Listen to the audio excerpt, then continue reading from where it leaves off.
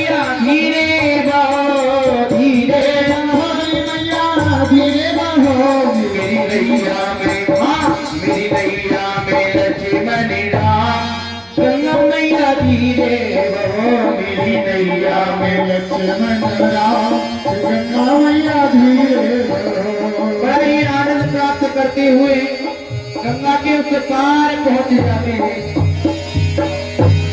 और भगवान उतरते हैं मन में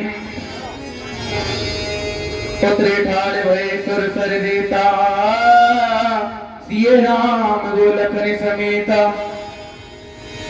केवट उतर दंडवत कीना प्रभु सकुच के नहीं कछु दीना। प्रभु प्रणाम। आप मैंने गंगा जी से पार कर दिए हैं भगवान। ठीक है केवट उनके चरणों में जाकर के बैठ जाता है और उनके मुख की तरफ निहार रहा है। भगवान मन में विचार करते कि धोबी जो है संकोच बस कुछ कह नहीं पा रहा है, इसने हमको गंगा के उस पार से पार उतारा है। तो ऐसा कहते हैं कि धोबी को और केवट को जो भी है कुछ ना कुछ उतराई अवश्य देना चाहिए। तो भगवान विचार कर रहे हैं हम उस पार से इस पार आ चुके हैं और ये केवट संकोच बच कुछ कह नहीं पा रहा है, आप इसको उतराई दीजिए।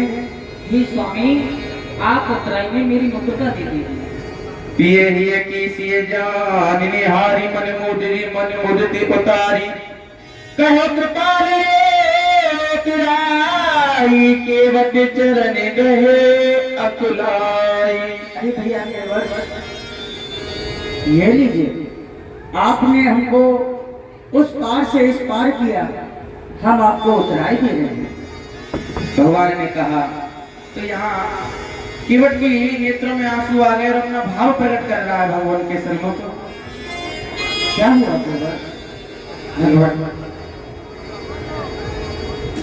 आप मुझे उतराई दे रहे हो। हाँ भगवान हम एक ही जाति के हैं, मैं केवल फर्क इतना है कि मैं यहाँ गंगा जी का मल्लाह हूँ, आप भवसागर रूपी मल्लाह हो। भगवान आप यहाँ मुझे मजदूरी दे करके और मजदूर की बेइज्जती ना करें भगवान। भगवान आप इस समय मुझे कुछ मत दीजिए, आप राजा नहीं हो, राजा से आज वनवासी हो गए, आपके पास देने के लिए कुछ भी नहीं है, इसलिए अब वन के लिए जा रहे हो आप भगवान। 14 वर्ष की अवधि पूर्ण करके आप वापस इसी घाट से होते हुए जाना, जो भी आप मुझे देंगे मैं उसे हर्ष से दे दूंगा। ठीक है भैया केवट। यहाँ पर बड़ा ही सुंदर भाव रखते हैं केवट। धोबी से धोबी ना लेत दुलाई नाई से कछुलेत नाई तुम भी केवट में भी केवट तुमसे कैसे लो तेराई कर दी पार प्रभु में आए।